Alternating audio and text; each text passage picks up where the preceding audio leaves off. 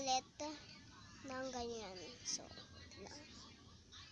Open ko lang siya. So, paano magpalit ng ganyan? So, tuturuan ko kayo kung ang cellphone nyo Samsung is, sa lahat ng cellphone is Samsung yung pinakamaganda. So, ipindot mo lang yun na matagal. Tapos, kita mo to. Kita mo yan. Kita mo yan. Wait lang guys ah.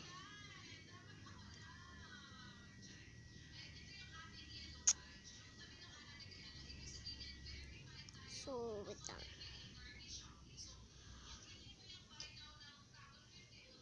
Ito na ata yan guys na. Ipindot nyo yan matagal. Kita nyo to? Ayan. Yan.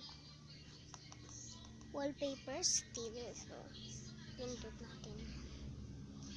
Tapos, mamimili ka kung ano yung gusto mong palitan. Itong home screen, itong lock screen. So, pipili ako. Ito. Yan. Tapos, pipindutin mo yan. Tapos, kung gusto mo kung may picture ka na gusto mo maging wallpaper yan. Yan.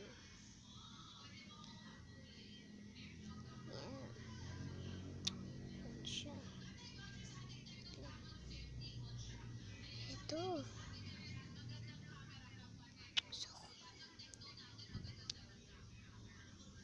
So kung maging wallpaper ay ito. Papalitan natin siya. Diba?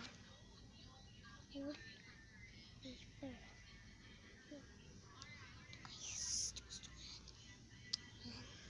Tapos pag okay na yan, kung di ka patapos, ayaw mo yan, tapos ka na itong done. Yan. Tapos pili ka ganyan. Pwede, para mas mabilis, is, di ka na dyan mamimili, pwede din yan.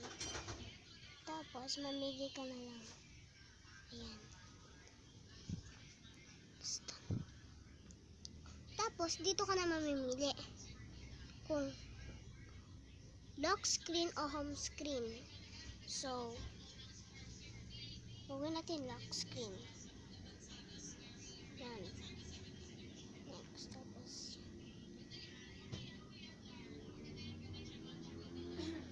Yan. Tapos, pag pinatay mo siya,